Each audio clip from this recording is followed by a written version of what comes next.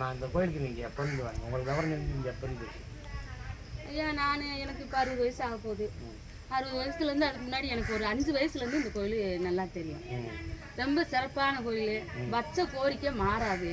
நம்ம என்ன வேண்டுதல் பக்தியோட உண்மையான பக்தியோட கொண்டு வந்து வச்ச வேண்டுதல் இது வரைக்கும் அது மாறினதே இல்லை. என்னோட அனுபவத்திலையும் நான் பார்த்துட்டேன் கண்கூடா. அதே மாதிரி சில பேர் வந்தவங்களும் அந்த மாதிரியே. எங்கள் வீட்டுக்காருக்கு இந்த 8 பொம்பளை பிள்ளை வந்து பிள்ளையே இல்லாமல் இருந்தப்ப இந்த கோயிலையும் தச்சுருவா ஒரு காட்சியை கண்டு இந்த மாதிரி வானத்துக்கும் பூமிக்கு ஒரு மேகம் மாதிரி பார்த்து அந்த அம்மா அப்படியே வீட்டில் போய் இந்த மாதிரி நான் பார்த்தேன்னு சொல்லி படுத்து எழுந்திரிச்சப்ப அதுலேருந்து அந்த உண்டாகி அவருக்கு பேரே ஈஸ்வரந்தே வச்சுருக்காங்க. அவருக்கு வந்து இங்கே வந்து மொட்டை எடுத்து கடா வெட்டி சிறப்பு கொடுத்து வேற செவனாணி தேவர்னு வச்சாங்களாம். அந்த அவருக்கு அப்படியே முடியாமல் போயிடுச்சான். ஒரு 30 நாள் குழந்தையில பக்கத்தில் ஒருத்தருக்கு சாமி இறங்கி நீ மறந்துட்டியா, நீ இன்னும் கோயிலில் உனக்கு வரம் கொடுத்து அவர் பிறந்த பிள்ளை, நீ அவரை ஈஸ்வரன் கூப்பிடணும்னு சொன்னாங்களாம். அப்போ எங்கள் மாமியா வந்து ஈஸ்வரான்னு கூப்பிட மாட்டாங்களாம், அதேன்னு வருதுன்னு ஈஸ்வரரேன்னு கூப்பிடுவாராம். இன்னும் நாங்கள் அந்த நம்பிக்கையில் எனக்கும் பிள்ளை ஊட்டி எனக்கும் சம்பந்தம் சாடி எனக்கு எப்படிப்பட்ட கவலை வந்தாலும் இந்த கோயிலுக்கு வருவோம். எல்லா பொதுமக்களும் இங்கே வந்து கல்யாணம் காட்சி. ஆனால் குறிப்பாக இந்த கோயிலில் ரொம்ப விசேஷமாக வரம் தரது குழந்தை வர வந்து மாறாதது. யார் வந்து குழந்தை வர இந்த வைகை ஆற்றுல குளிச்சு பக்தியோட கும்பிட்டாங்கன்னா அவங்களுக்கு அந்த குழந்தை கண்டிப்பாக உண்டு.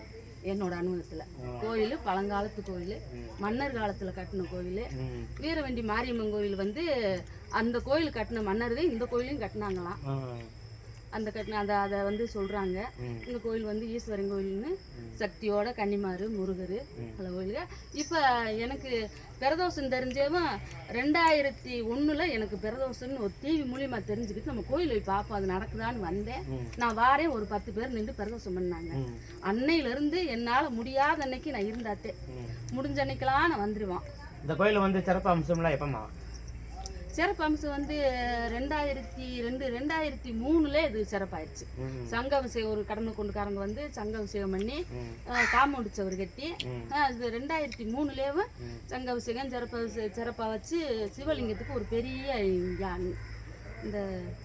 இந்த நாக சிலை நாகம் இப்படி வைப்போம்ல அந்த நாகம் செஞ்சு கொண்டு வந்து வச்சு ஒரு சிவராத்திரி அன்னைக்கு ஒரு சொற்பொழிவாளர் வந்து அதை நடத்தி வச்சு அன்னதானம் போட்டு விடிய அந்த சொற்பொழிவாளர் வந்து அருண்பெருஞ்சோதி தனிப்பெருங்கருணைன்னு சொல்லி இந்த கோயிலில் நீங்கள் வழிபாடு பண்ணணும். ரொம்ப விசேஷமாக இருக்காரு ஈஸ்வரர், உண்மையாக இருக்காரு. நீங்கள் நம்பிக்கையோட இந்த கிராமத்தில் இந்த கோயில் உங்களுக்கெல்லாம் கிடைக்கக்கூடியாத கோயில். எங்கேயோ திருவண்ணாமலை போகிறீங்க, எங்கெங்கேயோ போகிறீங்க, அதுக்கு இணையான சக்தி இங்கே இருக்குது. அவ்வளவு கூட்டத்தில் 2 நாள் 3 நாள் தங்கி பார்க்குறீங்க. இது இப்படி ஒரு கூட்டம் இல்லாமல் இப்படி வனாந்தரத்தில் இந்த பக்கம் நரசிங்கவரம் சொல்லி ஆஞ்சநேயர் மலை, இந்த பக்கம் தங்கிக்கிறதுக்கு அவர்களுடைய மலை, ரொம்ப சிறப்பான கோயில். நீங்கள் இந்த மாதிரி வழிபடுங்கன்னு சொல்லி 2003 ஒரு சொற்பொழிவாளர் திருச்சியிலேருந்து வந்து பேசிட்டு போனார். அவங்கள அந்த திருச்சிக்காரங்களை ஒருத்தவங்க 15 வச்சு வரவழைச்சி விடிய அந்த சாமியை கும்பிட்டு அன்னைக்கு நைட் நாங்கள் எல்லாம் இங்கே இருந்தோம். தூங்காமல் பார்த்துட்டு காலையில் அன்னதானம் சாப்பிட்டு போனோம். அதுலேருந்து எப்போ வேணும்னாலும் இந்த கோயிலுக்கு இப்போ இந்த கோயிலுக்கு வந்து மறுபடியும் கும்பாபிஷேகம் வச்சதாக எப்போ சொல்கிறாங்க?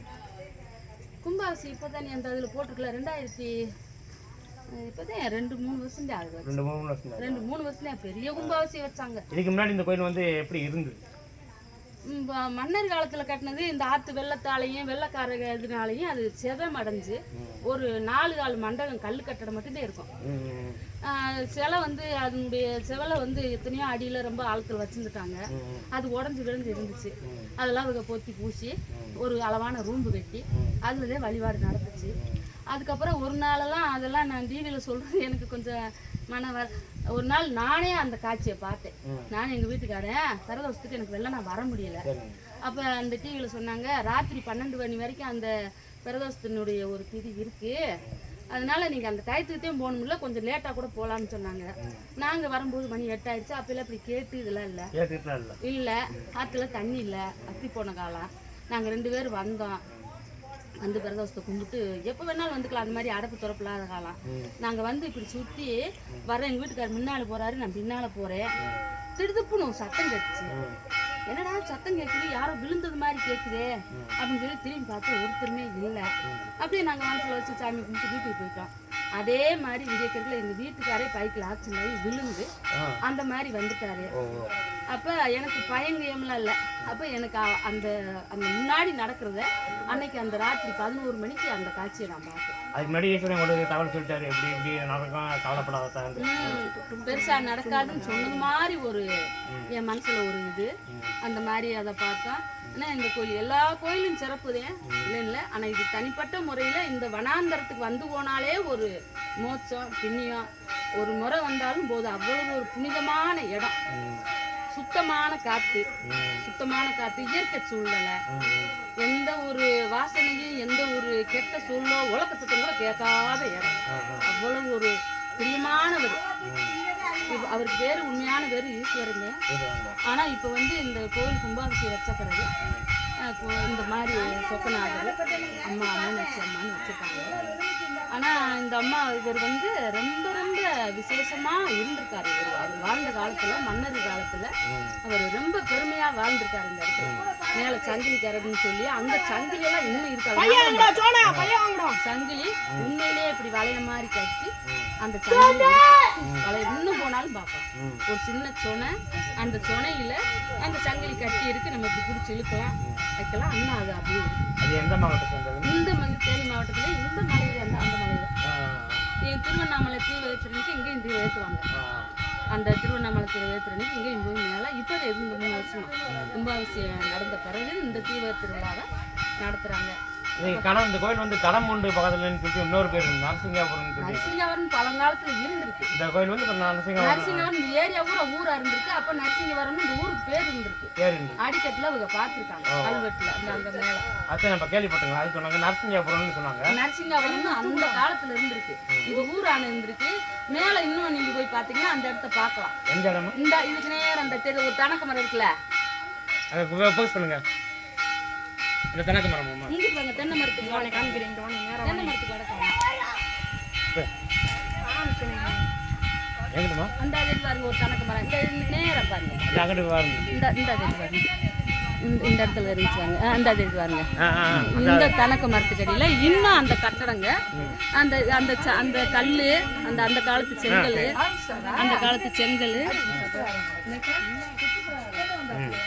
அந்த காலத்தில் கட்டின செங்கல், அந்த ரூம்பா ஒரு 2-3 ரூம்பு, அந்த மாதிரி பொருள்கள்லாம் இன்னும் அந்த பழங்காலத்துல அந்த இடத்துல கிடக்கு. அந்த இடத்துல இன்னும் அந்த பழங்காலத்துல கிடக்கு. அங்கே வந்து சிலைங்க இருந்திருக்கு. புலிவுத்து சிலை, இந்த மாதிரி 2-3 சிலைங்க. அதை கடமை கொண்டு பள்ளிக்கூடத்துலேருந்து வந்து இப்போ ஒரு 50 வருஷத்துக்கு முன்னால், நான் அப்போ ரொம்ப 7 வயசுக்குள்ள நான் அந்த ஊருக்கு கடமை கொண்டு இந்த பள்ளிக்கூடத்தில் வந்து அங்கேருந்து வந்து வண்டி கட்ட வண்டி விட்டு வந்து இதை ஆள் வச்சு கயிறை கட்டி இறக்கி கடமை கொண்டு மேல்நிலை பள்ளியில் அதை வச்சுருக்காங்க. ஒரு காட்சியாக இங்கே இருந்த சிலை அந்த அந்த நரசிங்க மரத்து இவ்வளோ உயரமான மலையில் அங்கே வந்து ஒரு மன்னர் அந்த கோவில் கட்டியிருந்தாங்க. நரசிம்ம பெருமாள் அங்கே இருந்தார். அங்கே வந்து அரசு வந்து அந்த சாமி இருக்கு. இன்னும் போனால் பார்க்கலாம். புலிவுத்து சாமின்னு சொல்லி ஒரு சிலை, இன்னொன்று உருவம் இல்லாத சிலை, ஒரு உரல் மாதிரி ஒரு இருக்கு, பெண் தெய்வம் மாதிரி இருக்கு, உருவம் தெரியல. ஆனால் அது ரெண்டையும் அவங்க பாதுகாப்பாக வச்சிருக்காங்க.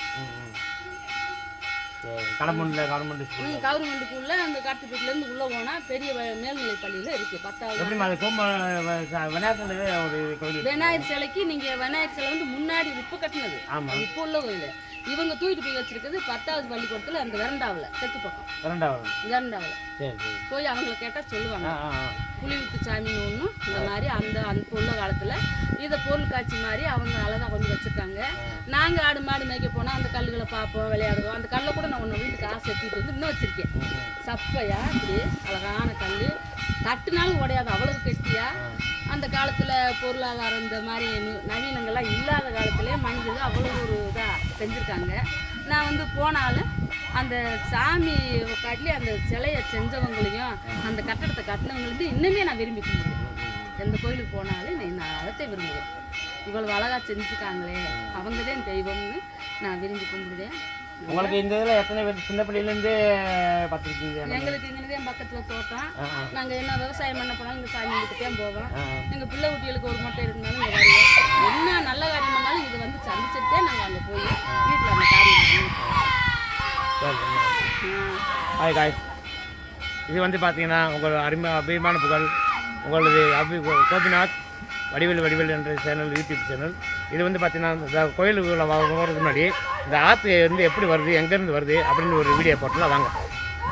புத்தகம் இருக்கு, ஒரு நாளைக்கு உங்களுக்கு தட்டுனா இதோட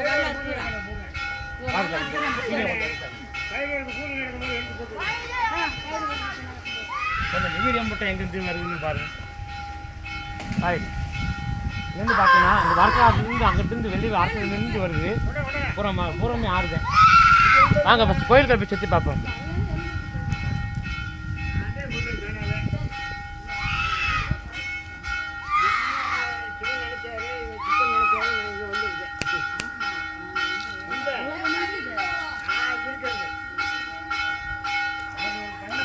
நல்லா இயற்கையான தோட்டம், பூரமே தோட்டம் தான்.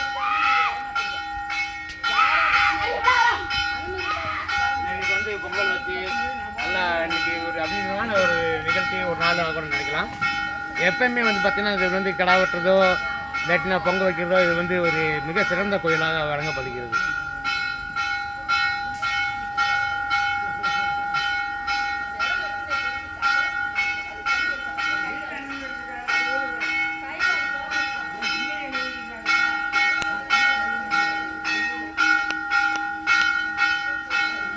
அந்த காலத்தில் கோபுரம்லாம் எப்படி பயங்கரமாக கட்டிட்டாங்கன்னு சொல்லி கோபுரத்தை பாருங்க.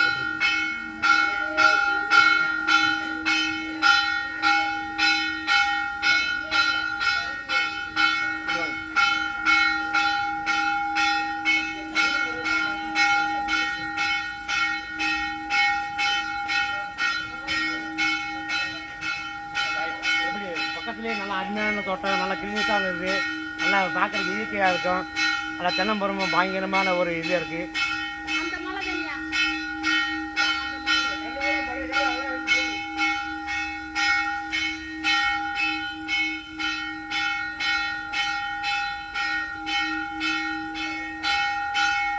எவ்வளோ கோபுரத்தை பாருங்க, கோபுரத்தை பார்த்தா எல்லாம் பயங்கரமாக இருக்கும்.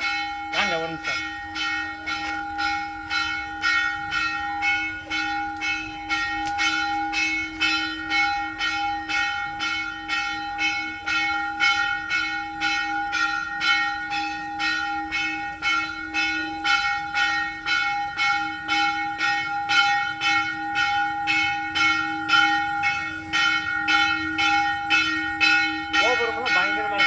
இதில் வந்து பார்த்தீங்கன்னா இப்போ நம்ம உள்ளே போய் சிவன் கோயிலில் போய் ஃபோட்டோ எடுக்க முடியாது, வீடியோ எடுக்க முடியாது.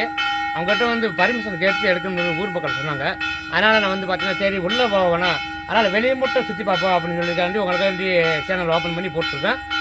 வராதவங்க வந்துருந்தீங்கன்னா உங்களுக்கு குழந்தை இல்லாதவங்களுக்கு குழந்தை பிறக்கும், மற்ற எல்லாம் என்ன வேணுமோ வந்து நிறைய வந்து மனசில் நினச்சிட்டு வந்தீங்கன்னா இங்கே எல்லாமே வேண்டுறது கூட அப்படியே கிடைக்கும் சொல்லி ஊர் மக்களோட அதிகம். இந்த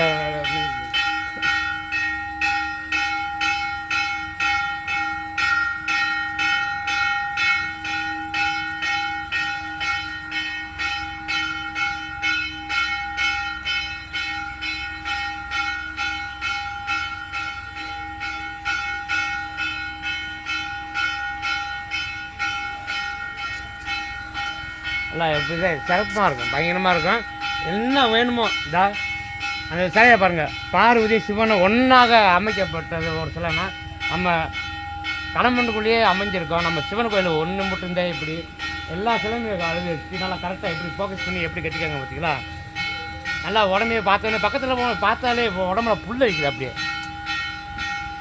அதாவது ஆதியே சிவன் ஒன்றுன்னு அந்த மாதிரி இருந்தது கரெக்டாக நிரூபித்தாங்க.